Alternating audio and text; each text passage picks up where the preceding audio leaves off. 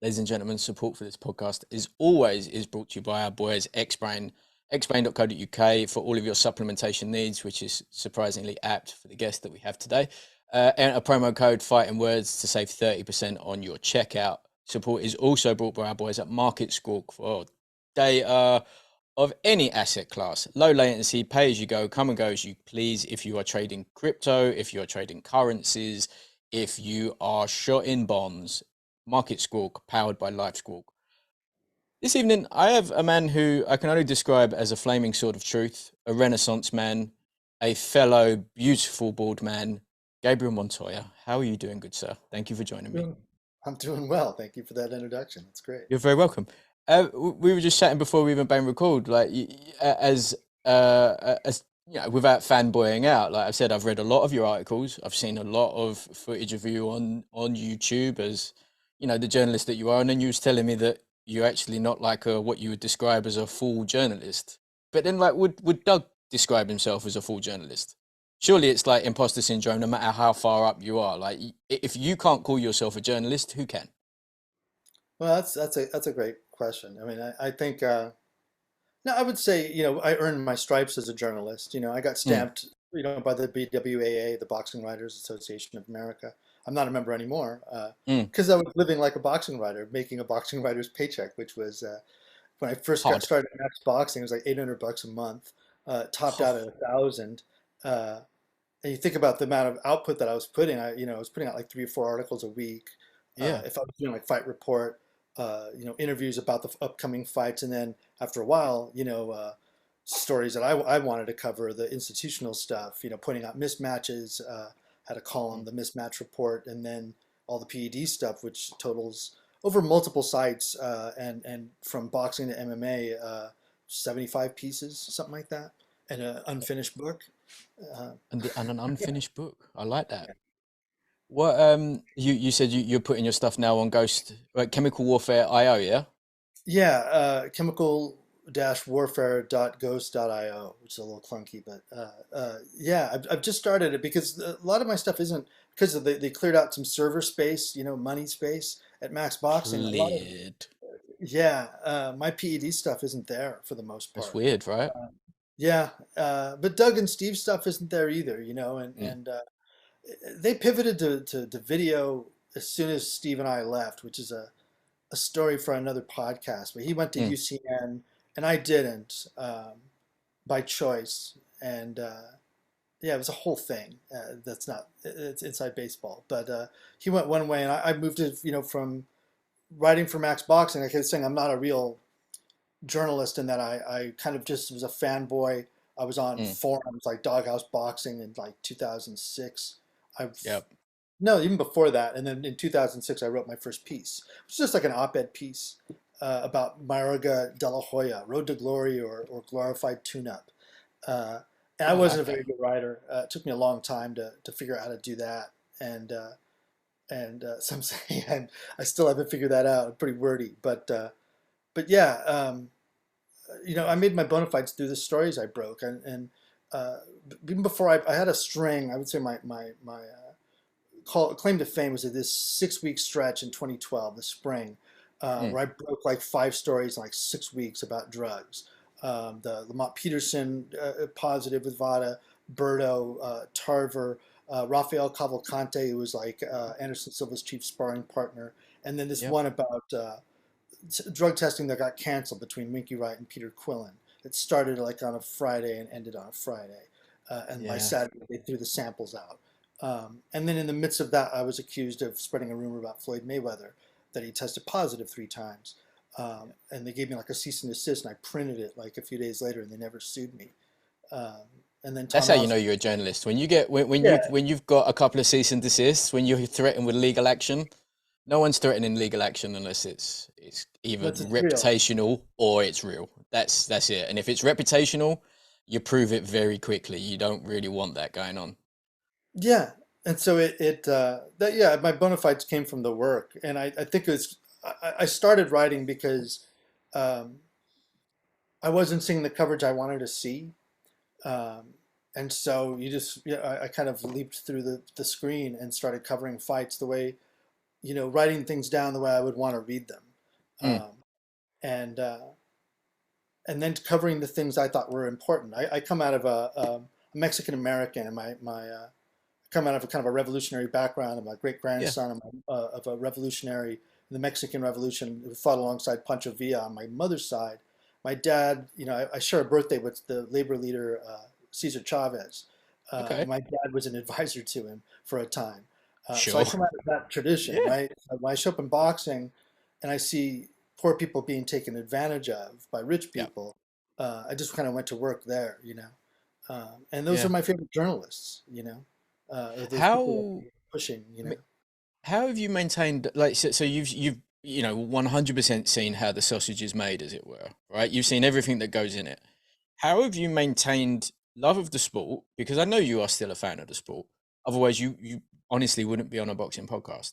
And then on right? top of that, how have you not gone complete and utter QAnon truther conspiracy theorist? Because if I'm doing any sort of journalism, I am beyond. I'm tinfoil hatting hard. It will be a week before I'm lizard people, simulation, the whole lot. Like I don't know how you've managed to stay sane Well, I enough. think it's funny. We were talking about generations earlier, and I come out of grew up on print journalism, and Yeah. then the internet was invented, and I've slowly adopted, being on the internet, figuring that out.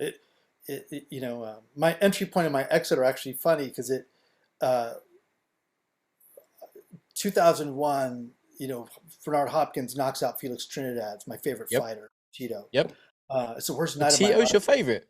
Oh yeah, man. My brother Yeah. Tom introduced me to him on the Compass fight. My brother Tom was a Mm-hmm. big fan and kind of brought me back into the sport. I've always been an actor, and there was a period where I just from like moved out, left at like my late teens, and moved downtown, started doing plays, and no Mm-hmm. cable, just doing plays. And my brother Tom kept the boxing flame going, and I'd come home, to visit, and be like, "Hey man, pop it a tape, James Toney, Yeah. on CBS or whatever." And Jorge Castro, John David Jackson, the first one was like, just brutal. My favorite, come from behind victory. Um, and he showed me Tito, and was like, he doesn't look like it, but he's an assassin. Yeah. Tito gets knocked down. I'm like, he's like, wait. Tito Mm. gets up and just destroys Campos in the next 2, 3 rounds. So he kept it going for me. And the night Tito got knocked out, Tom's at my house. It was my going away party. I was moving to the Bay Area, and it Right. ended up being the night that the woman I was going to move in with dumped me, uh, Oh. and it was like the worst night ever. I ended up moving back in with my brother Tom, Mm. who just bought a computer, and I just found out from my last place of what a boxing forum was, and Yeah. that sent me down this trail that I probably wouldn't have gone down had I moved to San Francisco and got married. Yeah. The tail end of that is 2012. How do I not become a conspiracy theorist? I was There completely you burnt go. out, Yeah. completely done. By 2013, I was still writing for Max Boxing up till I think 2014, 2015. I Mm. could be off, but I kept the next round going till like 2017. Yeah. Um, um, and but I was totally burned out after breaking all these stories and all the cease and desist and like all the negativity coming at me from the internet. And I was a little paranoid. I did Yeah. I feel bet you like were. I felt like when I got that cease and desist, I thought that they had bugged my phone. There was no Mm. way that they knew what I knew, and they were being so specific. Uh, Yeah. but I know I had not said it in public Yeah. it really freaked me out. Um, so 2012 in there, I reconnected after 11 years with the Mm-hmm. woman that dumped me the night that Tito got knocked out. Right. Yeah. We had been like kind of reaching out over that period of time, and became friends, sort of, on email, never Mm. talking on the phone. Uh, but when Manuel Stewart died, who was a mentor of mine, I wasn't Yeah. able to go to the funeral. Uh, and so she saw how upset I was on email and gave me her number. We started Mm. talking. Um, and then the night before I was supposed to fly out for Vegas to see my next favorite fighter, Sergio Martinez, fight Julio Cesar Chavez Jr., almost to the Yep. same date. Remember, 9/11 pushed back Hopkins Trinidad from the Mm-hmm. 15th to the 29th. Yeah. And Chavez Martinez is almost the same date, like the 14th or 15th. Yep. We saw each other, and within a year we were married. Uh, and Nah. we've been like due to be married 9 years in December. What's a crazy thing Congratulations. between that? Thank you very much. Here's the crazy boxing connection. Uh, she's a burner. She goes to Burning Man, like had been like Okay. 8 years. And she says before we get married, December we're going to Burning Man. So we go to Burning Man, and I don't know if you know much about it. It's like a giant. It's like being on another planet. I'm Giant. fully listen. There's a salt lamp behind me. Do you not think that I know what burning? Look, All right, you're you right. know You're right. what I mean. Come on now. My bad. I didn't see it. Yeah, yeah, yeah. So temple, for people that don't know, there's like Burning Man's in like a horseshoe, and then out Hmm. here is temple. It's where people go to do memorials, and I've taken my best friend and my mother out there for memorials, and then the last day they burn the temple, and people put dreams and wishes or whatever on there, and it burns, and it's pretty incredible. So Wednesday, 3 days in, I've kind of acclimated to the world. We've stayed up all night and it's sunrise. She's like, we're on our bikes in the middle of the desert. She's like, you want to go to Temple? I'm like, yeah, let's go. So we ride out to Temple and we park our bikes and lock them up. And we walk, and that year was a giant pyramid. Hmm.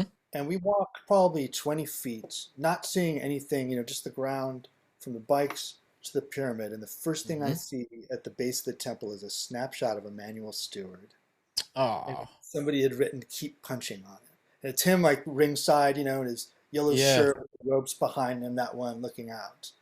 And it was just like tears, like boom, like as he You know died what? so unexpectedly, Yeah, like he my last he really conversation did. was, I'm not feeling well, I'm gonna call you back later. Went to the doctor 2 days later for emergency surgery and died. It's like I never, Jesus. yeah, I wanted to investigate what had happened with his fighter in Texas with Andy Lee and Chavez and all that. Mm, And that's yeah, nuts.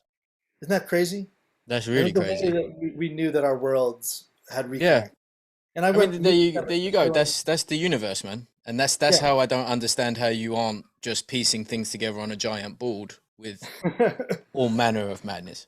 I've got to just, I mean, you just see patterns in life. You see doors open and you go through them. 2 weeks Mm, after I moved to San Francisco, because I was like, I can do this job anywhere, the boxing writing thing. And yep. I was covering Victor Conte up there. We had a nice stable of fighters going through there. It's What a only guy. gotten better. Um, I was like, this would be cool. Yeah. But 2 weeks there, I got cast in a play, and Yeah. I started working at the level that I wanted to professionally Yeah. almost immediately there. And it was the universe when you land in the right spot and you're saying yes to love and yes to the moment and you're prepared for it. Yeah. Yeah, it all clicks together. And yeah, I don't know. I don't know if I'm a conspiracy theorist, but what's that thing on Bannon's wall? But there are no coincidences. That's what I'm saying. Right. What you were saying a second ago about the patterns, right? That's why I mean, probably the latest high profile drug related boxing issue is obviously Conor Benn, right? Yeah, But when this was all breaking, so if you've been around for a while, like on our feed, the second that it got halted and it was clomifid or clomid, whatever you want to call it, you know that it's probably post cycle or a spike designer drug. Okay, everyone's still cool with it. Out come the promoters, chat, chat, chat, chat, chat. The British board then says, we're not doing this. And then you're like, yeah, but we've seen this before. We see this with David Hay. Luxembourg will get involved. And then it starts breaking. They're going to do it with Luxembourg. Like, again, it's the pattern, it's the cycle again. We've all seen this all a million times before. And now we're in this series of just quiet time where Eubanks Jr. has got a new fight announced today. He's going to be fighting Beefy Smith.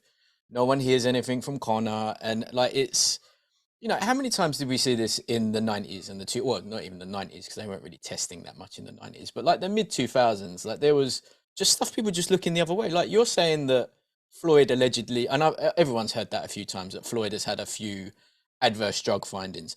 Now, you don't know what that, no, they never actually give you details of those, but right. And it's probably past the time of even keeping the samples. Maybe they keep them exactly. 5 years. Yeah.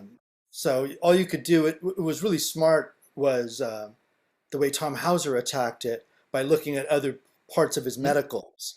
looking at his TE ratio and seeing that the T was quite low, which shows that his body had not come out Mhm. of the cycle and continued to, gotten back to normal in terms of, if you're taking some other exogenous testosterone, whether it's an Yep. anabolic steroid or just straight up, synthetic T, Mhm. it's going to shut down your production, and then all number of things will happen. Maybe it's you have so much testosterone, it's making lots of estrogen, and so you got to take Mhm. clothes to bring that down.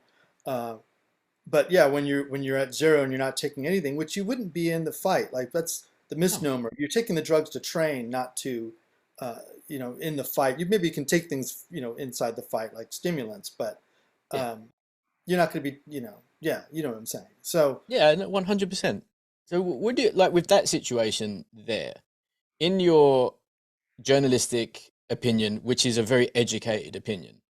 Where do you land on that? With that situation there, what do you think happens for a start going forward? Do you think Connor maybe goes back to Oz for a while? Do you think he just vanishes for a year, hoping that the cycle moves very quickly? Like, and then on top of that, what do you think actually has gone down between the January removing from the WBC clean athlete, the couple of previous adverse findings, all the way up to the crescendo, which obviously is the cancelled fight where we had to watch the UK equivalent of Dancing with the Stars instead of a nice night of fights a couple of weeks ago, yeah, which I'm still angry about. I, I didn't watch that, luckily. Mm, It's hard to tell. That I want to know more about that first positive when the clean boxing program caught Connor Benn, yep. and Benn was like, we thought it was some sort of mistake, but like, I want to know more about that test because Yeah. I listened to an interview with Eddie Hearn yesterday that was pretty fresh. I think he did with Fight Hub, Marcos Mm, Villegas, um, and it's kind of tune has changed a little bit. He's now putting it on Ben that whatever the case, trace amount, it was in your body. Now you got to explain it, yep. how it got there. Um, he But seemed all to that be says, backing off the contamination thing a little bit because it's exactly, all that slippery says slope. promoter. Yeah, like the promoter is now. I don't want to be rude or speak for someone else, but when you have, I think someone described the fighters as chewing gum, right? When the flavor's gone, there's not really much use for them anymore to the promoters. Every single one of these fighters is an investment and an asset to the promoter. And now when an investment is unusable for a considerable amount of time and has actually cost you a fortune, $1 million. Yeah. probably more. Like that was a big fight. That was an £8 million fight.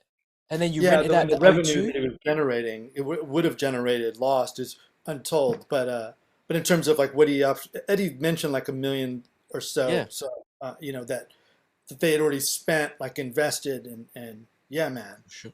Like, exactly that. So, like, it's not surprising that Eddie being, Eddie, Fast Car Eddie is Fast Car Eddie. Everyone loves Eddie, but he's now stepping back, and it's just like, look, this is what it is. I now need to concentrate on The the guys at stable. Yeah, yeah. yeah, and Uh, it's just, yeah, he's interesting though, man. He reminds me of speaking like of the patterns thing. He reminds me of Richard Schaefer a lot. yeah, He dominates interviews, doesn't really let you ask questions. Always reminds the media person that they don't know, which is really mm-hmm, saying to the viewer they don't know, even yep, if you're ready. Um, although the media doesn't, it's not the thing. Guys like me are rare, that are mm, like journalism nerds, that want to that are cool with being unpopular. I guess maybe I was kamikaze because I knew I'd done theater for like 17 years. That's why I yep, was in LA. I thought my boxing writing would be like a side job, yep, and then it all just kind of clicked. The right stories hit me at the right time, and it just became. I also was like a certain respect for Steve Kim, who hired me, that I mm, should be working and care as much. The paycheck, whatever. I've been an actor. I'm always getting underpaid. Um, so like it didn't. That part of it. I've never been about money. It was more of a responsibility to him. But those guys are. I say this because I don't see people challenging Eddie in the interviews, and I don't. You can't challenge somebody if you're not prepared, and if you don't yeah, have the backup. An example like I know that synthetic testosterone is made from soy or yams. yep, So when I was interviewing, it was all new. Lamont Peterson was the first guy VADA tested and mm-hmm, caught. and he caught him. They caught him on his first the first sample that they got at the press conference. And it's because he didn't know that the pellet in his hip that Yeah. was low release testosterone pellet. His doctor said it was organic, and so he thought that meant it was okay. And I See, was like, but yeah, of that course that it's then, organic. You know, sow your yams. Like that doesn't mean anything. who do you have around you though? Like, I understand Lamont is listening to his doctor. I get that. But who do Hmm. you have around you? Because if you said to me, "I'm going to put this pellet in your butt cheek," and I say, "Oh, what's that pellet?" and you say it's called Testapel, and I'm like, "That sounds like a drug to me, dude." And I'm about to do a drug test. Like, there's a conversation that happens between these are the things that I can't understand because, like, over the space of the pod, we've become really good friends with fighters, and there's ones out there that are like, I've been drug tested by UKAD 3 times, and these are British champions. These are one of them is fighting for a world title on Saturday. He's fighting Jennebeck, Denzel Bentley, right?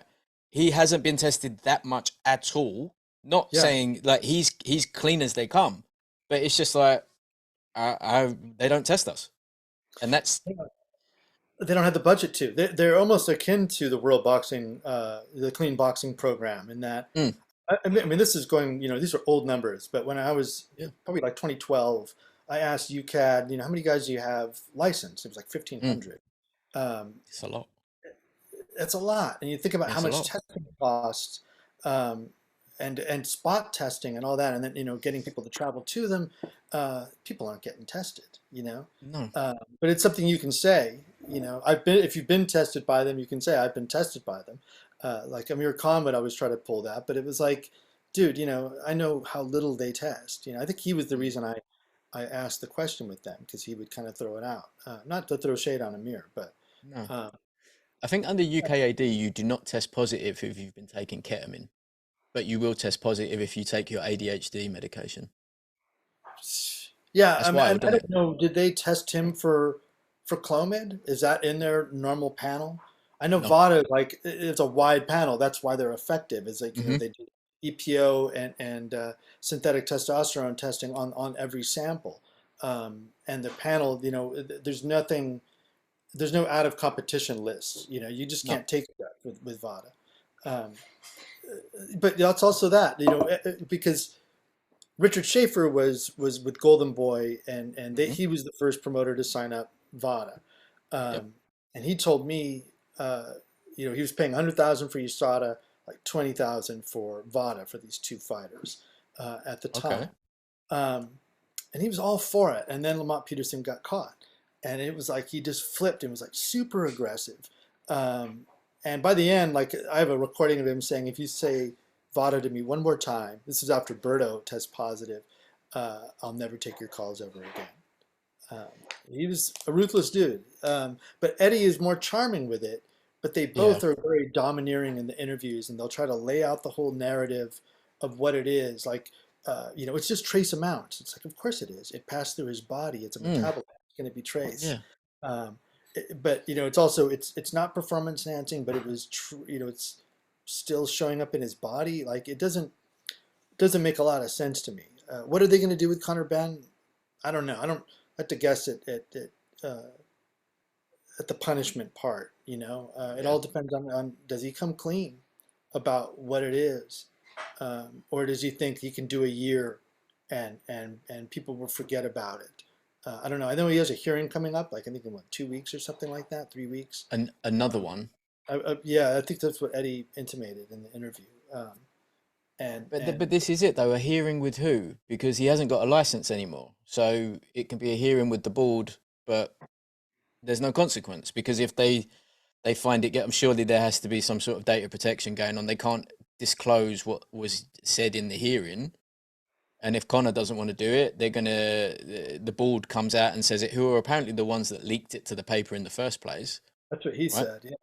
Yeah, that's crazy in itself. Surely they've got to be liable for that. You can't be getting away with that as a governing body. Well, this is why I'm annoyed by the interviewers, and not to be the captain ombudsman, but it's like Mm, um, there's a lack of clarity there. Like Eddie's story is that one of the positives they knew about, and they waited until 3 days before the fight hmm. and canceled the fight.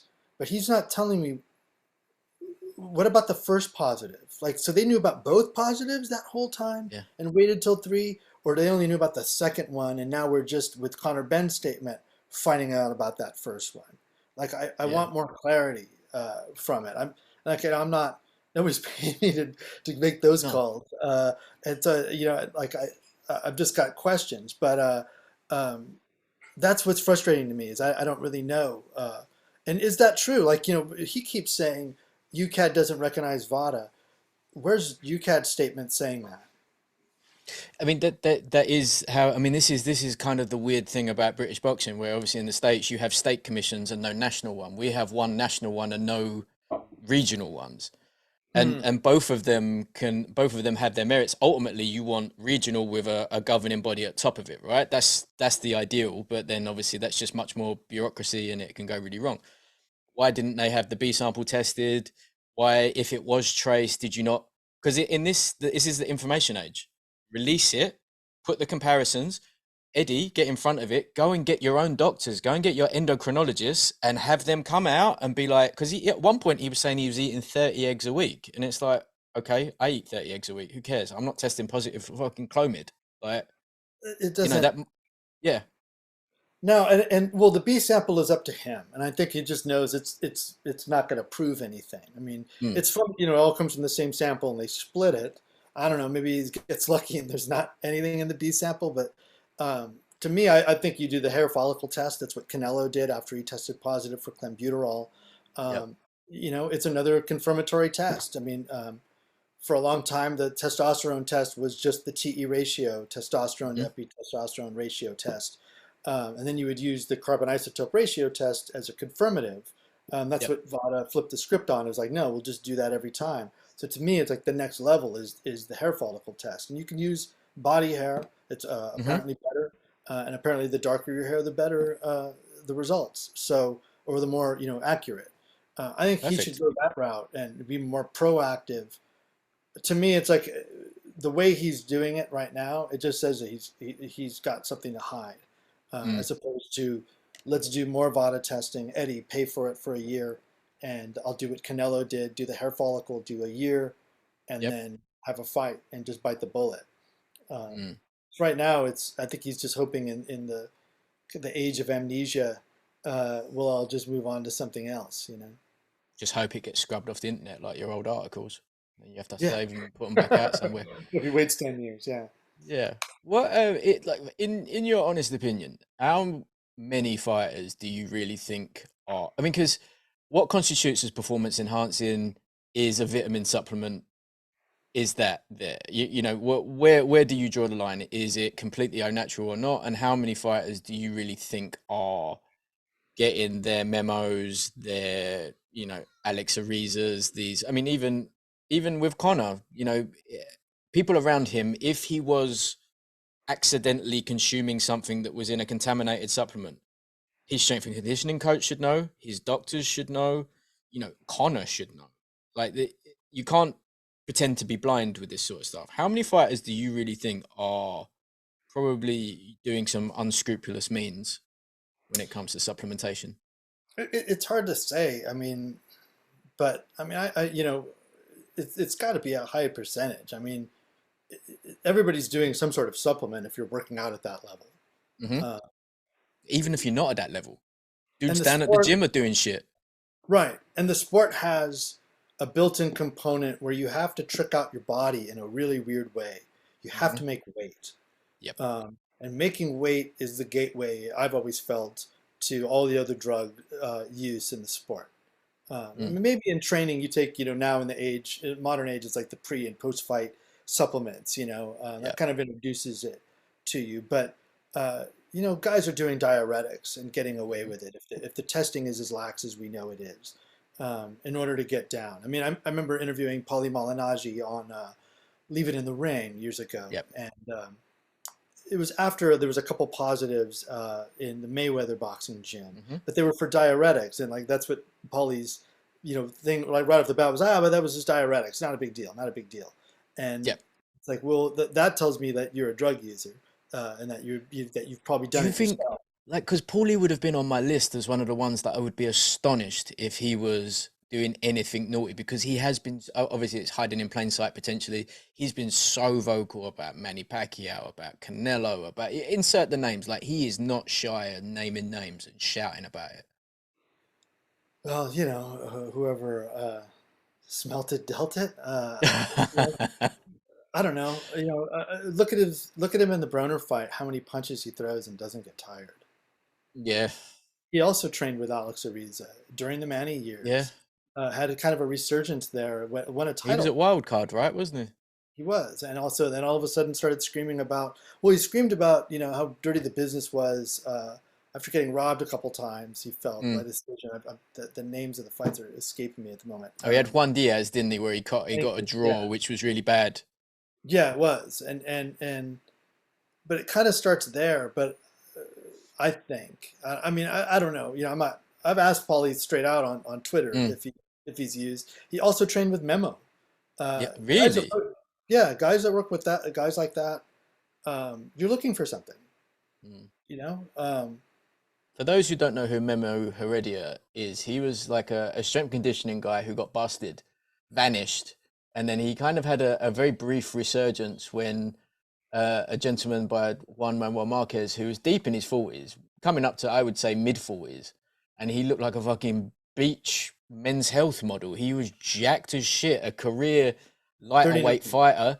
Yeah, Yeah, yeah. Like, he came out, he was just jacked, and you're like, how are you fighting at welter now? And like, I don't understand, because you weren't exactly a big, well, yeah. junior lightweight or lightweight. You could see the project because he's there for the third and actually from Licor Ramos. Hmm. That's when they first start working together. Then the next two Pacquiao fights, the third and the Yep. fourth. The Mm. fourth obviously ends in that knockout. Um, but yeah, Memo's. He's actually there's a 2008 I think documentary, German documentary on Der Spiegel where Memo's at the World Games and explaining drugs in sport and Yep. shows how to buy EPO and inject it on camera. Now he's Wild. fashioned himself as kind of an anti-doping advocate. Some people, Yeah. I've talked to a guy that claims, well, I'll just say I've talked to a guy, uh, a source that says that Memo's working with Jake Paul. Uh, I haven't been able to Ooh. confirm it, but apparently, if you follow Memo, tell me if this is true, that there's a picture of them on his Instagram. They're very well, maybe. I don't follow Memo. I'll have a look afterwards though, Yeah, because obviously, he doesn't say hello, yes to me on social media. Yeah, he's got me blocked on Twitter, and I was I at a kind of private got right account. at him. I had a bit Yeah, of an ego back then, and I had to be a lot more aggressive than I really am. yeah, Uh, and maybe it was too much, but he's an interesting character, Memo. Really big guy too. It's like a former shot putter. yeah, Um, yeah. but yeah, one of my favorite quotes is from Freddie Roach. If you want to get rid of drugs in boxing, um, get rid of the strength and conditioning coaches because they're the ones that brought it in. But it's not just the drugs though, is it? There's gloves. We ourselves got a cease and desist from a glove company who had a little bit of a scandal that's kind of just been brushed under the rug. No one looks at it anymore. No one sees anything anymore. I'll tell you later. Um, because it was potentially linked to other things, and much like yourself, like, it's just I've got kids. I don't really need that shit. I'm just mucking around in my living room with a microphone. I don't need ag. It's just, Yeah, raps you know. can be a thing. Yep. Um, that was one of my first stories. Was writing about the Margarito Mm. case, which I don't subscribe to the idea that it was. I felt the insert I was at the hearing. It was not. Maybe Do the you plan not? was like to inject it. It was just it was a pad, right? It felt like a business card, Yeah. and that was the insert, but it was dirty. Um, it would look like it had been used, but I mean, it So was is that not. one of the It wasn't like ones? a cast, It wasn't. Maybe it gets wet and the whole thing becomes a cast. But then, how does that not just jack his hand up? You know, Well, this has you have always to. been something I've been fascinated with that one, because, like, much like any good conspiracy, you start at the end and you make everything else fit. So you go back through Margarito's career, right? And he's punching hips, elbows, foreheads, anything, and his hands have no issue, right? He doesn't seem to get tired. He just marauds. He's slow, but he's whipping, and eventually he was getting you out. And like, if you ask, like when we had Martinez on it, Sergio Martinez, he was like, I don't want to say yes or no, but no one ever hit me like that before, and no one ever done that to me like that before. So I would tend, because he has been busted for this, to lean on that way, but I'm not saying he has, because that's not for me. Yeah, Everything seemed to fit for that. But then if you're saying that the pad itself, which looked like a proper pad that was like knuckle indented, it looked the real deal to me. I can only believe it, because you're the first person I've ever spoken to that's like, no, I've touched that pad. I don't believe it was real. yeah, because it wasn't. There's the pillow, right? Hmm. Uh, it was an insert that went inside the pillow. That is what came out and was the item in question, Yeah. um, and it was wet, and it was like business card size. And it was gauze that had like been folded a bunch of times, almost like you'd hit it with like an iron, Mm, it's like the knuckle pad. It goes over the yeah. knuckle and inside the big pillow, and then you tie everything down. Some guys use a big sponge, but he would use the big thing of gauze, and that's Yeah. what it was. And their stories kind of fell apart. Maybe the trainer was trying to do something. They didn't quite Mm, match. Tony was always just like, uh, you guys think I'm guilty, so just you're gonna do whatever you're gonna do. Particularly in the media scrum that I was with him in his next fight, he just kind of knew the deal that his name was ruined. he was the But he villain. was also horribly injured going into that fight. Well, horribly might be strong, but he had a problem with his left eye, I believe, like a Mm. slightly detached retina that had been fixed. But the fight had already been sold out by that point. Going into Uh, the Mosley fight. yeah, See, now, but he how also did the commission allow him to do that? Because if you got detached retina, that's crazy. he'd had it fixed, and then but it was within the window where he shouldn't be fighting. Right. Uh, and then the that was my understanding at the time. And then uh, his lower back, like he had a really bad back. I never witnessed this, but I know I think it was Steve and Doug had mentioned that they saw him like laying down in the ring, like he really couldn't spar. Like it was. Plus, he'd taken a big beating in that fight with Cotto. Yeah. I don't think either of them were ever the same. Uh, so maybe that was a reason to cheat, but it's also maybe if they weren't cheating, maybe that was why he just looked so flat and terrible. People forget that Shane Mosley cut his teeth beating Mexican guys up in the LA Fact. gyms. He Yeah. was not something that Like, Mosley had never seen before. And Mosley himself looked quite rejuvenated in that fight after previously looking the best. And we know I his love history. Shane. Yeah, we do I know love his Shane too. history. Yeah. Maybe a You little know, bit of EPO, a little bit. It's called Clear then, and no one knew what it it was, so wasn't. it's fine. No one cares. He was quick to correct me. The one time I talked to him about that, well, I talked to him about something later, and we never picked it back up on Leaving in the Ring. But in Mm. person, uh, I mentioned, that he had tested positive. And he's like, "Oh no, I never tested positive. It wasn't illegal when I did it." It's a valid point. He kind of didn't. How I mean, how much are you kind of like the window is never missed, but now you have all of these people, especially in the UK. I don't think it's that prevalent in the States as much, but like we have IFL, Boxing Social, ID Boxing, insert. There's all of these big outlets where you got all of these like younger guys and guys about my age that are giving it the mic in front of the microphone, and they got access to the fighters and the promoters, and it's become this whole thing because there was I don't know if you saw it or not because you was having a lovely time in Paris, but Tyson Fury had a bad interview with a podcaster, and then it went yeah, a guy called the True Geordie. A Geordie, I know you're a very educated man. A Geordie is someone that's from Newcastle. They took very strangely the True Geordie himself, then proceeded to get into an online altercation with Andrew Tate that went very badly. Yeah, it's a whole thing. I'll send you some clips afterwards. But But he yeah, he he asked some questions to Tyson, primarily, why are you fighting Derek Chisora? No one wants to see Derek Chisora. I'm a big fan of you, Tyson. I don't really like that you're doing this. Tyson didn't take it that well. Okay. We're in this era now where if you piss off the fighter, piss off the promoter, because there's so much hinged on YouTube ad rev and the clicks and the numbers and stuff like that, where you're forced to not be the journalist that is disliked. You're forced to kind of get the interview, you're told what you can and can't say, etc. This is not the end of boxing journalism as such, but we're going down that way and it's not getting better. Well, it's I think the end of journalism in a sense.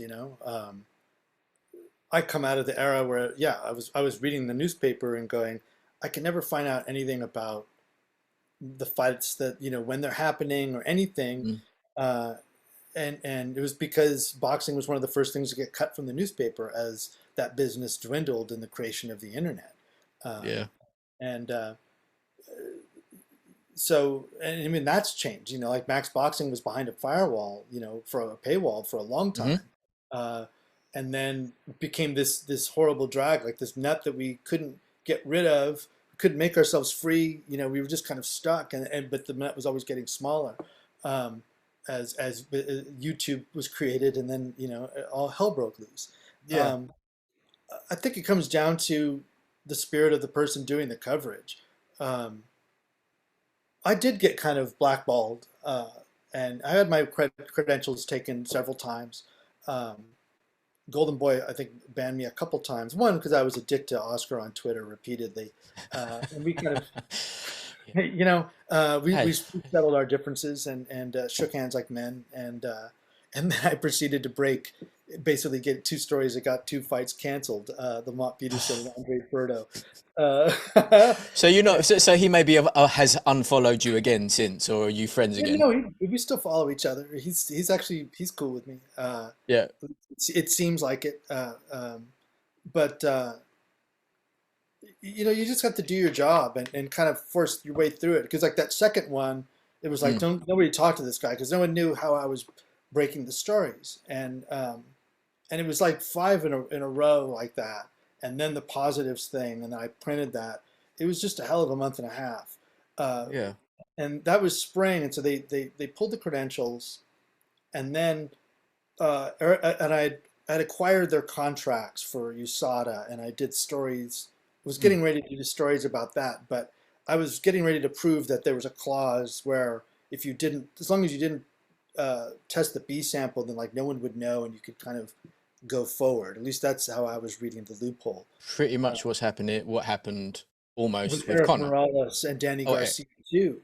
That yeah. fall, that happened. Scott Hale broke that story, and from Hailstorm Sports, and I got my credentials back because what I was Mm, saying was true. Um, yeah, so I have to find those stories. I have them all in file, and those will go up on Chemical Warfare. This kind of little yeah. timeline of different things. Right now, I've got I think the one on epinephrine, where how you can cheat with adrenaline, help corners do that, which I think is useful. Yeah. And a one on contamination, and then the TE ratio one is also up. Just stuff that's yeah, journalists can read and like, okay, this is a reference for what this is. This is it. So this needs that there needs to be sources that aren't YouTube or aren't bro, right? Because this is not someone having, well, some of them do, but this is not someone taking a mad cleanse cycle and some testosterone injected in their bum cheek by a roided out dude. This is science. There's millions of dollars and millions of pounds up for grabs, and every single professional fighter out there always gets an eyeball. Like my one of the co-hosts has always had a little bit of an eye on Anthony Joshua, for example. Now, I personally think AJ is probably on the cleaner side because he has so much to lose, or does he just have much better people around him to keep it quiet? So, from again your perspective, you've had your credentials taken away, you've been shunned and stuff like that. How much stuff do the fans never ever get to even get a glimmer of? Is it just like cloak and dagger immense and we just given the show? Well, I think it feeds into, like I don't know how many you're using, but it's like it is a weird spectrum. Like Larry O, Hmm, Larry Wambe, I believe yeah. I'm saying his last name right. Um, I did a two-parter with him when he tested positive, and he was a lower level, lower tier fighter, like a club fighter, who was Hmm. doing like he had a massive program of like EPO and all these different drugs and a real high amount of knowledge, high IQ for it. So you're like, well, if that's possible, then in the age of the black market on the internet, Yeah. all you need is a Tor browser, and a black market site, and you can get whatever you want and hide your tracks. Um, so, I think a lot of people are doing it. Um, I'm not going to speculate on Anthony Joshua. I always just kind of watch physiques and think people are Hmm. always kind of tweaking things. Um, like I mean, but I do think it's prevalent in the sport. I mean, I did an interview with Dr. Flip Omansky, who's like a vice president of VADA, one of the founders, and one of the most storied ringside physicians in the history of the sport, coming out of Nevada, right? This And I was was like, this was a Q this was a Q&A one, wasn't it? yeah, for Ring I Magazine. vaguely remember this, and like the header photo is like him. There's a corner going on, I Yeah, believe. Yeah, yeah, yeah. yeah. I remember this It's when article. he got inducted in the Hall of Fame, and I did an interview with him, and I just asked him like last, do you think that therapeutic use exemptions for testosterone Hmm. are happening? He's like, oh, all the time. So like, how much do we not know? If he thinks it's happening all the time, then I don't think reporters are asking those questions. Yeah. Um, they may not be entitled to them, but I don't know. If you go to the relevant commissions, you might develop relationships. You might be able to find out those things. I just think Hmm. people are in the age of the internet, and this is not a criticism. I spent a lot of time, I did 1,000 episodes of, podcasts, and I'm a big Sure. believer in this new media. Um, but I think there is a component where people aren't going and making those calls and really trying to know. I see a lot of people kind of live their journalism Hmm. publicly on Twitter, and I did that at times. Um, I got Mikey Garcia to admit that he'd used epinephrine, to stop No. bleeding before it happened on Twitter, like a Twitter view. Um, Okay. so, you can approach this all different kinds of ways, but I think developing relationships where people feel safe with you behind the scenes is probably the best way Yeah. to go about it. And so, I think there's a lot that the fans don't see and don't know. Although the fighters live in front of us so much that I don't know, it's kind of hard to hide. I mean, I'm not speculating about Anthony Joshua, but I will No, say no, no. his AJ is just the bigger. example that I've said to you. Yeah, Yeah. but he gets bigger and smaller, and like he's definitely trying different things in the gym or Mm. approaching to his body. And I'm like, how does that all work? You know, I mean, but then he is we're. I mean, have you ever seen him in person? He's not even a no, human. He's not even a human. he's Like too. that dude. It's just it's impossible. He looks like, yeah. He's just a giant man. Right? It's just like it goes past, and you're just like, what was that? It's like the It's T Rex scene Fury. from Jurassic Park. Yeah. Same with Fury. Yeah, yeah. My co-host, he's 6'1". He's got a picture with Fury. Fury's sitting down, and they're like forehead to eye. Like he's enormous. He's just they say he's what 6'11". He's like fucking 7'6". He's huge. But these dudes are giant specimens, and when you have the amount of money that AJ has, the amount of resource and the star power that AJ has, you would also think that you would have the resources, you would have the team, you would have the Swiss fucking mountain specialists in their lair cooking up some stuff. Like you would imagine that. So when I see AJ shrinking and not shrinking, I'm not that surprised. It's when you see, again, not naming names, I've never really been a Manny fan. I went all the way to Vegas to see Morales Manny 3, and like, I was there. yeah, exactly. It wasn't a fun time if you were a Morales fan, right? No, no, it wasn't. But how many people in their 30s have their head grown? And that's all I'm saying. Like his head is pretty big, and it wasn't that big when he started. And now I'm 40, and my head still hasn't grown. So I'm I feel like waiting. mine's getting bigger, but it might just be my head. Yeah. Um, you know, it's interesting. He's kind of. I was writing a email in column. People would email me and ask me questions, and it was all when Manny and Floyd and the drug testing question happened. And Mm, I was living in Los Angeles at that time and training at the Wild Card, and was yeah. getting sick for not. You got to look into this. You got to ask questions. And so I kind of that's where my journey kind of began. Um, Ariza only got a positive years later when VADA was existed, and he was in the other corner. He was with Brandon Rios, and they tested Wow. positive for was it DHMA or Oh, something like that. DHEA, Yeah, the yeah, one of peptide. Yeah, it's like a yeah, it's like the precursor. You can cut your body kind of puts it all together and makes you produce more. I think it's DHEA. it. I'll have to. Wow, I've hit the point where I've written so much I've forgotten. I'll look it up and I'll put that up on Chemical Warfare. Yeah, But like you could buy it like jacked, yeah. in right, and you could take I've got that. two bottles of it over there. DHEA, yeah, I think Yeah, you're right. Yeah, and they got caught. He'd bought a bunch from the vitamin shop, is what he said.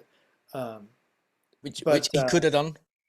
yeah, but I think you're not supposed to be taking, supplements, supplements, or that one was banned, Yeah. and so they got caught. But all the time with Manny, who's done VADA a bunch of times and gotten knockdowns, maybe Hmm. not knockouts, but he's also getting older.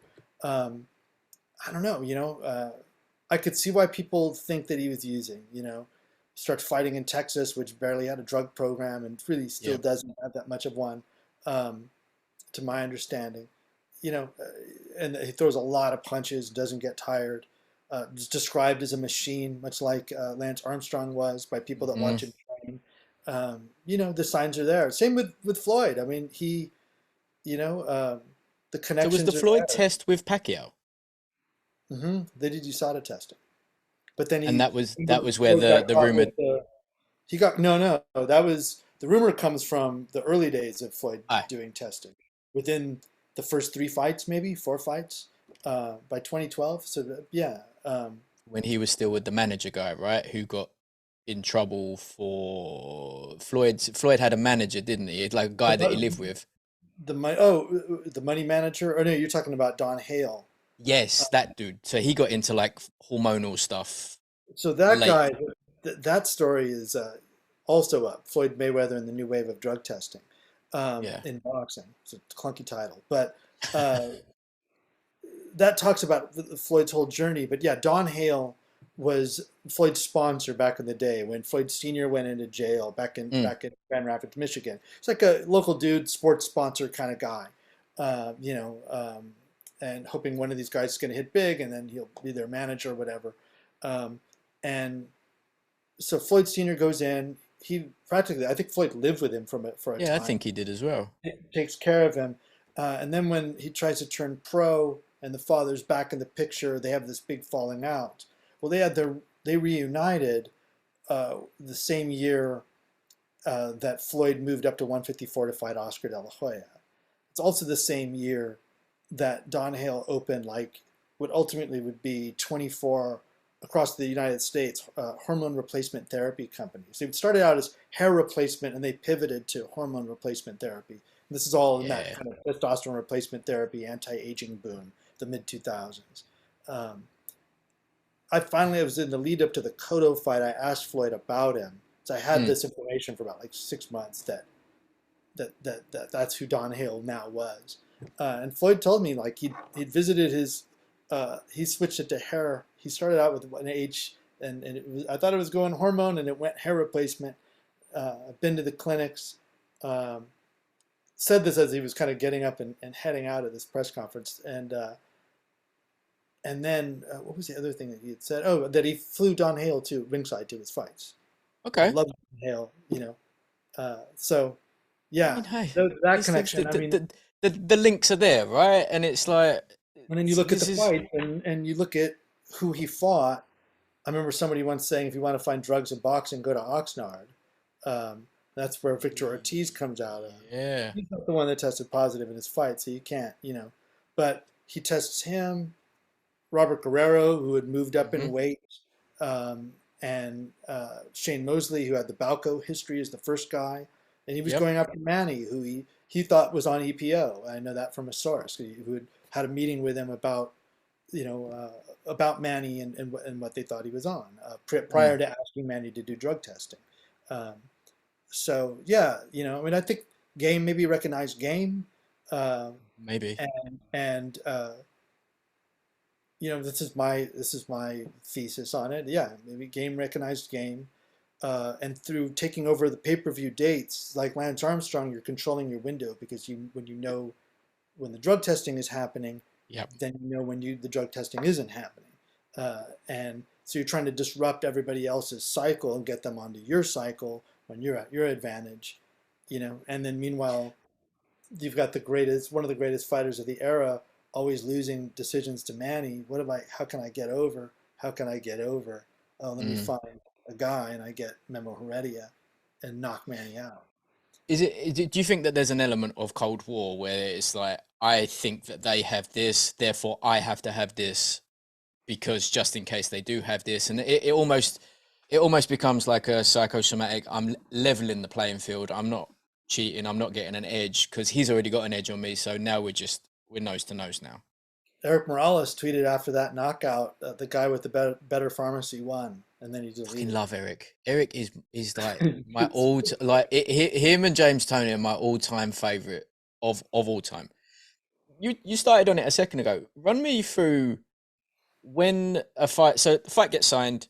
At what point do they start the drug testing? If they've signed up to VADA, WADA, UKAD, whatever. um, I know Floyd, this is from Richard Schaefer, that they would start the testing after the last press conference of the tour. After So, the last press conference of the and tour. that could happen maybe the day of, the testers show up there, but after the last press conference. But I thought it was supposed to be random. I thought it was supposed to be like they could turn up whenever they want. They could turn up as long as it's not before 8 a.m. or after 11:30 p.m. or something. But maybe that's when they all sign the contracts and everything gets done. I don't know. Interesting. I know with VADA, it begins as soon as the paperwork is in and approved. Okay, so in theory, you and I can agree to fight, but we also have an agreement, which is that we are going to do this, and you and I can sign something independently that the promoters just have. But until we officially sign, you and me can be continuing with our cycle, or maybe just start phasing out our cycle and give it a Mhm. couple more weeks, and then we go. Yeah. That's And nuts, you got the benefits. You can for you do sure. your thing in the off season, and then right. I mean, you know more about training than I do, and Yeah. yeah, you're actually just peak and ready to go, hard in training, and then peak out, and then you do this weird unnatural thing where you drain yourself for a week, lose 10 Yeah, or within an 15 inch of pounds. your life. Yeah, Yeah, and then you rehydrate get using punched an in the head. IV if you're Floyd, because that's what happened with him. He got with Manny. He went back and you know, got a therapeutic use exemption, but like 18 days after the fact for the IV that he was caught, using after USADA. I think you're only after the weigh-in with Manny went back to his house, and then USADA showed up and he's got IV in his arm, And which you're like, not supposed to even do. though like WADA, VADA, USADA, even though they've got US and World and stuff like that, they're not beholden to anyone. They're private companies, right? Uh, Correct. Well, WADA is the World Anti-Doping Agency. They kind of set the limits for everything. They kind of set the protocol, and then everybody else goes off of them. They're the ones that certify certain labs that are used Hmm. throughout the world, that they're up to this certain standard. Um, but a lot of these different groups, use them. Like VADA and USADA are using the same labs. A lot of times they're using the same sample collection companies. It was like Clearidium, and I forget the name of the other one. Hmm. But yeah, it's all kind of one network. The difference with VADA, which is all USADA is like an independent company. They do get some federal funding, and I think that's Hmm. why like they don't they still test for THC, for example. They've got to kind of follow federal guidelines. VADA is an independent company, and they've never tested for THC. They don't believe it has any performance enhancing properties. And Not in and the so ring. yeah, I think it's a gray area. I don't know if it makes you bigger, faster, stronger. I think it does help you recover, but it's not, it's And not gonna. maybe creativity, I guess. Maybe I would say it's performance enhancing if you're making love or art. huge, Yeah, huge. uh, Yeah, it certainly helps me dance better. At least I think. yeah. But yeah, it's that old Bill Hicks bit. If you don't think drugs are a positive, go take all your records and tapes and burn them. because all those people made your favorite Exactly. music real high on drugs. Um, I think actually I just lost my train of thought. Oh yeah, so You're that hit. with Yeah. WADA, but also they have, as I was saying, their panel is different than everybody else. So they're not a WADA accredited Mm, testing organization because precisely because they do more stringent testing than what is needed by or what is the bar set by WADA. mm. And incidentally, too, most of the commissions or in the United States, they'll say we follow WADA code, but it's a little a la carte. Um, Yeah. in New York and Selective. Nevada, yeah, particularly the TE ratio. The WADA started it at 6-1, and then after I think like 10 years, they realized everybody was always testing just under the limit, so they knew everybody was doping, so they lowered it to 4-1. Um, but New York and Nevada have kept it at 6-1. And those are the places you go. Those are kind of the meccas. Well, not New Yeah. York, but an older fighter, your testosterone's going down, but that's when you become a star and start fighting in Vegas more. At least maybe Mm. that was the standard before. That's why I think the loophole's there. It's just more money, and particularly with all the fights that go through there with UFC and boxing, um, you want some giant Mm. TE ratios, I guess. A lot of testosterone. 6 times more is allowed. That's just It's, crazy. it's it's quite a lot. That's yeah. That's. I mean, like, do you remember? Like, I think next weekend, Hasim Rutman Jr. is fighting Vitor Belfort of MMA fame.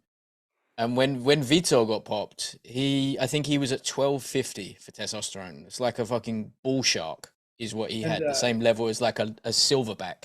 He was just ready to destroy. Alistair, was it Alistair Overeem was like Alistair 21? over him, yeah, yeah. Yeah, Horse yeah. meat, just horse meat.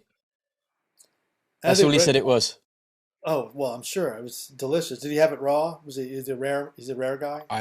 By the size of him, he could have done whatever he wanted to any animal. I think, like, just a huge man. I like to catch them myself and eat them. Yeah, exactly. Uh, uh, yeah, I think it's probably rampant, but I do think there's clean athletes. I think there's people that train, the old-fashioned way. But I mean, you have to think about the fact that just the word doping is as old as sports. It Yes. comes from a drug called dupe, which is a Dutch word for it's like an opium juice that the first athletes in the first Olympiad, like 7 AD, they were doing this substance. It's So human though, isn't it? If you and I are going for the same thing, and I can find something that will give me a 1% edge, yeah, even mentally, I'm better than you. I'm gonna. Why wouldn't I do this? Why aren't you doing this? yeah. And once you go on, it's hard to go off. Yeah. I think it's human nature to want to alter your consciousness and your body, and you know, it just is who we are. And in sport, I mean, that's the Memo Heredia quote: Mhm. uh, "Peak performance at the elite level in sports without doping is a fairy tale, my friend." Uh, and And that's he'd know better that's than me. chilling. Yeah, exactly. That's but when you hear stuff like that, that's chilling, isn't it? Because it's just like at what point do we just go, oh, this is just what they're all doing, who cares? Like female track and field, all of the world records still exist from the 80s because that's pre like all of that the 100 meters, the 200 meters, all track and field like that you're not getting close to those records without juice. Yeah, no, Victor would talk to me about that, Victor Conte, and say that it's been so warped by drugs that no one's ever gonna catch No. it, and you can't really acknowledge it. I don't know. For me, it goes back to why I went into this whole thing in the first place. Um, I was always taught by my family, my grandfather, leave a place better than you found it. Um, and Yep. I cared about the boxers. I mean, I'm an actor. I do other points of view for a living, and I do Mm, empathy for a living, and so it's hard to be there and get such a great seat for doing so little. And watch these guys and women sacrifice themselves uh, and get humiliated, by being knocked out, mm, and not try to help them out. Like you can't learn a fighter's story or a bunch that many 3 a week uh, for years and years without hearing some horrible stories. And, for and, sure. and maybe realized that like, man, these guys are getting taken advantage of, Yeah. and you got to do something about it. What's the I, classic quote? It's like this is the only sport where the lions are ruled by the mice. yeah, Yeah, and yeah, that's it. and they're also in this day and age where I don't like to be that guy that's like people are afraid of getting their access. I just don't think they don't know how to do it any other way without the Mm, access. And I think there's a fine line between being a reporter who's like an advocate journalist or an adversarial journalist and a guy just holding a mic yeah. and letting Eddie just like dominate you and not like interrupt him. Well, like clarify. What about this? And no, to close the loop on that story I was telling earlier about Mm, organic testosterone with it was all new and he tested positive and I knew Lamont Peterson's advisor and he set me up with an interview not with Lamont but with his trainer and the doctor who had given him the pellet, Dr. John A. Thompson from the Desert Oasis in Vegas. And I knew how testosterone was made and this guy's whole thing was it's organic and the doctor was like, yeah, it's made from organic soy. And I'm like, yeah, all testosterone's made from soy or yams. That's yeah. just how it's done. And organic doesn't mean that it's legal. And it was just this silence in the room. He didn't have anything good to say back to me. His trainer clearly realized they'd been duped into taking an illegal substance. Uh, So and do you think in that instance that's a naughty doctor, or is that a doctor that doesn't really understand what he's giving patients? Because there's a lot to unpack there, right? it was early on. I feel like the pellets and all the tranches, Mm, the suckers and all that. It was like the pharmaceutical industry created a product and then they needed to come with a solution, and yeah. so they created low T. Are you low T? And I think fighters. How I know Peterson found his way in. I think every doping case is just a completely different story, but in his case, I think he stayed at 140 too long, and Yep. his endocrine system, making the weight, got messed up, and he was starting Yep. to have this fatigue. And he's super ripped. He's not understanding what's Hmm. happening, and so another famous trainer, who I'll save for the book, Yep. sent him to this doctor in Vegas, and apparently that first guy says there's like 100 boxers in boxing with pellets in their hip, um, and so like he goes there, they test him, they tell him he's low T, but they're measuring what is free testosterone. Who knows when did he train that day? When did they Yeah. take it? They kind of found this measurement that they could say then you're low T, and um, he gets this pellet in him, and the way they went, I don't believe that they were trying to do anything nefarious, but I don't know. Uh, I don't believe I ever found out his TE ratio in the Mm. uh, fight with Amir Khan because he had that pellet in him in that first fight with Khan and was bull strong and you know um, it was able to But then muscle Amir Khan around. So how much of that could have been mental though? Because Lamont on his day, like he's one of those guys, and that performance with Amir, that was a peak Lamont performance. Like I loved watching Lamont fight when he was on. Good yeah, luck. yeah, That was the wonderful thing about him. He was fast, he was strong, he was great on the inside. He had kind of like that Phillies style hmm, where he would just be kind of mid-range the whole time when he was on, or he would look like absolute dog shit and get destroyed. But the nights that he was on, you had a real problem on your hands. And yeah. if that little pellet gives him that mental boost, hey, who I knows? I remember a couple of people. Yeah, I remember one trainer said that if you know that you've got something and you can take shots and but you've got that thing, Hmm. yeah, it definitely gives you that edge. Um, and I remember sparring a guy uh, that had the pellet and rolling with another guy that had a pellet or like a patch. Mm, And it is, and I'm not very good at either of those things, but uh, I knew the difference and how I was being treated. Like I was getting ragdolled grappling. yeah. I could at least make it difficult for you, but this guy it was just like, wow, really? Um, and and then the boxing guy, he actually told me going in, which maybe he shouldn't have. So then he could have let me know after. But Yeah. um, bull strong, like running into like a brick wall. And I remember getting my last boxing spar actually, taking a right hand. Uh, I stayed on my feet, but it was like we were done, and it was just like getting hit with a hammer. Wow. Yeah. Um, and I usually sparred with pros that were bigger than Yeah. me.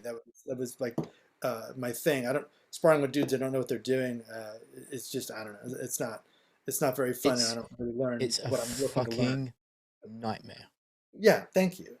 Sparring with clients when they're new, when they want to first start sparring, and the shots come in like heat seekers, and you get hit with an elbow, and you get head butted, and it's just death. Yeah, It really yeah, is. yeah. I want to And get proper hit. yeah, like when exactly when I spar with pros, it's much, and that sounds like a flex. It's not a flex. When I spar with pros, because obviously they're playing with me and having a laugh, but you know everything that's coming. You can't stop it, obviously, because they're so much faster. But you know Yeah, exactly what's coming, and it's not coming from a weird angle, and you also aren't getting kicked in the shin while someone throws a hook at you and that sort of stuff. yeah, Um, yeah. I was going to ask, who, in your opinion, do you think it like? Who would you be stunned at was that wasn't clean? Like for me, like I said to you, I'd be astonished if, like for me, Paulie, and you said Mikey Garcia. Mikey Garcia is another one. I'm like, what, Mikey? No. I mean, but that article is like a gray area. It was Yeah. on the use and illegal use of epinephrine, and apparently, he would get bloody noses, and so the practice is to fill the cotton ball, with the adrenaline, Hmm. which stops bleeding, put it in the Yep. nose beforehand. And he's like, yeah, we do it all the time, and I think Robert Garcia the same. Um, but it also gets you high, and it's kind of a stimulant. So if you're seeing a guy in a fight and they're putting that up his nose and no blood is coming back out on the Q-tip, that's what they're doing is waking their I man mean, up, and that's illegal. obviously, we have to do this and have a coffee when you come to London next because we just got to get off our macchiatos and fucking ephedrine. Come on now, Yeah. that's an afternoon. Yeah, yeah. But, I'll take the ether and see where it's at with but me. who's your one where you would just be like, Uh, no way. I know him too well. I've seen him too much. It's just it's not the case. It's a lie. hmm. Um, I kind of feel like Terrence Crawford would surprise Fact. me. Fact. Even Yeah. though he's a guy that's moving up in weight, he looks always like the same size and like almost like he looks too small for the division. The natural fighter.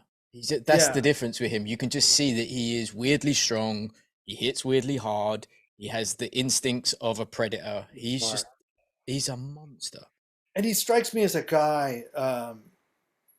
He loves his mother, although it seems there's a little bit of she made him fight and made him tough, but he has integrity to me. He strikes Yeah. me as a guy and I don't know him. Like he's, past my. I haven't been on the beat in a long, long time.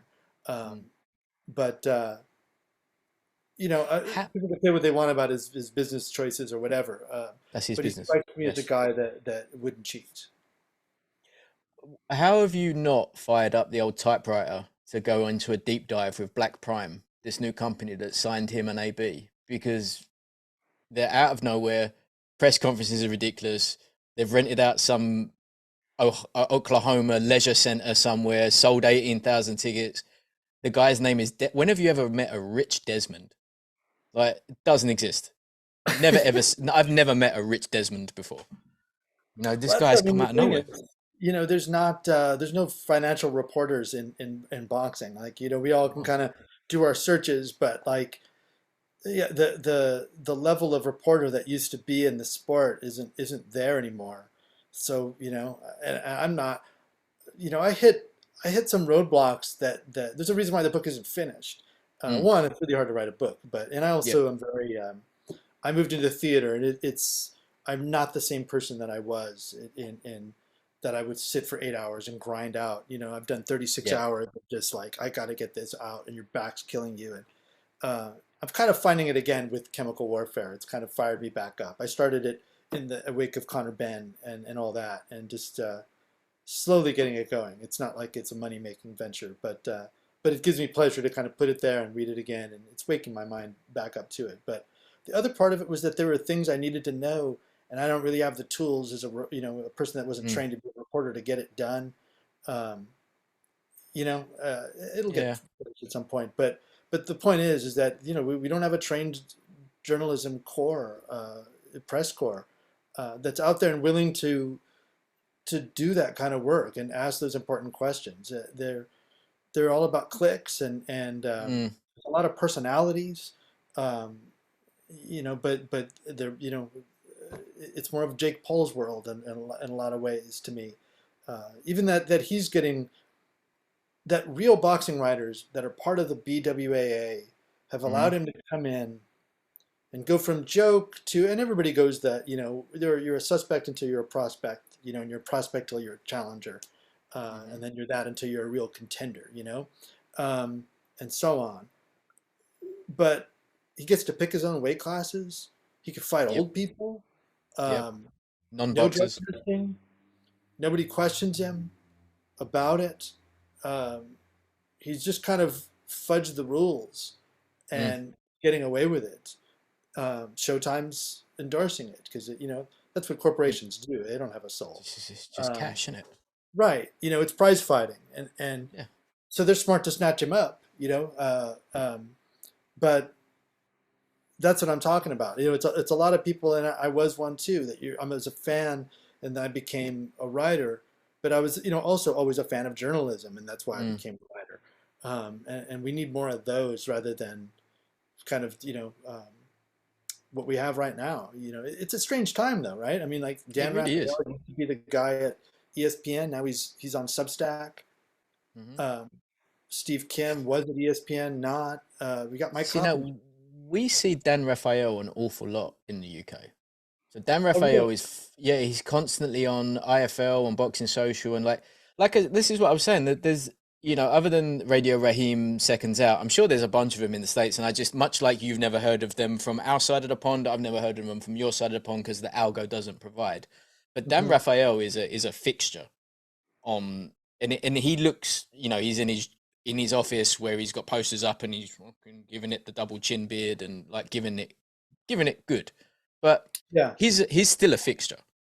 but and I said this criticism to him on Twitter is that he had a huge platform, Mm. and he was just like reactive press. When a drug, everybody cares when somebody tests positive. The reason I wrote 75 pieces is because I kept writing about it. There's just columns Yeah, where I'm like, here's an update, here's another story I'm trying to follow. Um, there's so many things in boxing. I mean, I was in boxing, I was living in Sacramento. I had written like 4 articles and was covering a local boxing gym owner who was an ex-boxer who had fought Gotti and De La Hoya, Angel wow, Nunez, I want to say his name was. And, okay, uh, and he was going to become a promoter. And like yep, 5 minutes in, he starts telling me about the corruption within the California Commission and like this really specific grift. And that's how easy it is to find a dirty story in boxing. It's the yeah, willingness to go down that rabbit hole and not be liked, but know that the work is so worth it that it's undeniable. It's the reason, yep, a lot of these guys, Eddie Hearn still follows me, Lou DiBella and I still communicate. Um, they may not like me personally, and a lot of them don't even like my politics, but mm, they respect the work that I did, and the reason that I did it was because of the guys and the women that are getting their heads bashed in on a nightly yeah. basis. Um, so I don't know. It was long-winded, but this No, coffee's no, really no, no. good. It was good. No, but then Um, like from your perspective, I'm not going to keep you too much longer because obviously we've gone over longer than I thought. Um, from your perspective, then, so do you think that we should all be asking it, like, if we have the access, if we can manage to get the access, and something is not okay, do you think it's worth just torching that potential relationship going forward, just to make sure that it's heard, even if 50 people hear it? I think it's always important to speak the truth. Um, Yeah. you can always coat it with some honey. That was my problem. Was I was a Mm, little combative. You know, you don't have to buy into somebody's energy just because they're yelling at you, or yeah. you also don't have to treat them like an enemy just because they threaten to sue you. You can just Mm, keep doing your job, which is probably one of the lessons I learned. Kind of burned some But for the bridges by doing industry that. people, they can't, because like we know deep industry people that have, like, they will tell you over dinner story after story after story, and you're like, dude, this is like a fucking, this is, Netflix would love this. You should put this in a book. I can't And they're believe that like, this is yeah, even happening. And they're like, yeah, but then I don't earn a living anymore. And you're yeah. like, I mean, I think ah, it's you take those things, like the Don Hale thing was a tidbit in a conversation that was about mm-hmm, getting older. And yep, somebody in the industry was like, I heard about this HGH and testosterone, and this guy has been trying to get me to do it. And I was like, like, record scratch. And I held on to that for like 6 months and just kept yeah, working it from different angles. Like I couldn't do anything with it, but I could yep. learn about that subject and then be ready for the moment where I could do something, which is ask Floyd about it. And those did get actually shut down, those clinics, like a year Yeah. later, for selling illegal prescriptions and HGH and testosterone. That's what they were. So Um, this was like peak. This was peak TRT era, where it was just like, oh, I can't grow a beard. I feel really sad. They're like, have HGH and Susten 250 and have a great time. Yeah, and people were like growing hair on their hands, like all crazy. Like it was, the Better Business Bureau reviews were like a nightmare, and they got shut down by Tennessee. Uh, Tennessee. yeah, which is you know, Listen, you get shut down by Tennessee, you've gone too far. That's what that yeah. comes down to. So I think everybody should. There's like there's that transnational ratings board. Hmm. There's the Boxing Writers Association of America. These are organizations of journalists. The ratings board is dedicated to creating their own rankings because they feel that the ranking system is kooky. So they've Yep. made their own based on their own criteria. It's a lot of work instead of doing what old time journalists. I think the Ring was Yeah. instrumental in finding a rankings scandal and outing Hmm. it. Yeah. That's what I'm talking about. It's like we've opted for like the fantasy wrestling version of doing the job as opposed to doing the job. Find out why these rankings happened. Why aren't there a bunch of journalists at the convention finding out the nuts and bolts of these, and then like we get a deep report on how do these rankings actually happen? Are they just suitcases or relationships or what? Well, this is it. This is what I always wonder. So, like yesterday, day before at the WBC convention, everyone that's Russian or Belarusian is now removed from the WBC, right? Listen, these guys, it's not their fault. Like they're Right. not. It's I don't understand why. Surely someone should be opposing that. And And that's just one example. You got like the WBA rankings are hilarious. AJ loses one fight and he becomes eighth on the list. You're like, well, hold on, how? right. And it's Second, like third, maybe. what's the financial connection between those things? It's like Yeah. I tweeted out, like, is that with the Belarus Russian decision? Are you saying that these guys are funded by Russian oligarchs who are not making their payments because of the war?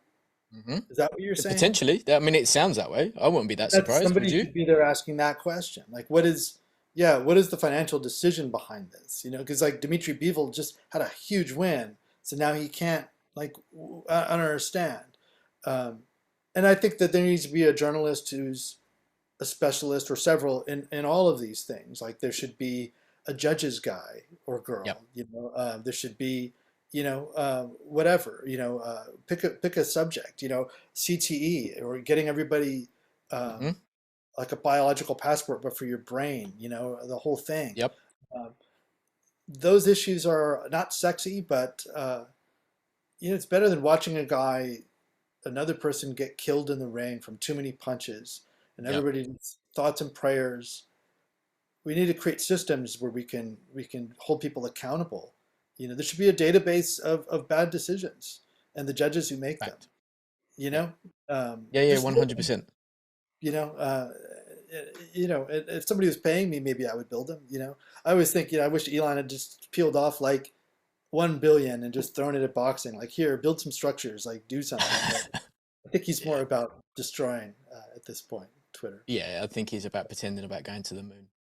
Gabe, on that note, mate, I absolutely love speaking with you. I'd love to have you back, and Absolutely. with the rest of them. It was an absolute pleasure.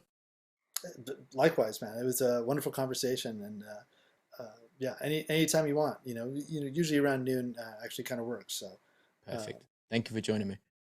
All right, man. Stay on. I'll tell you that one thing. Hold on. Okay, cool.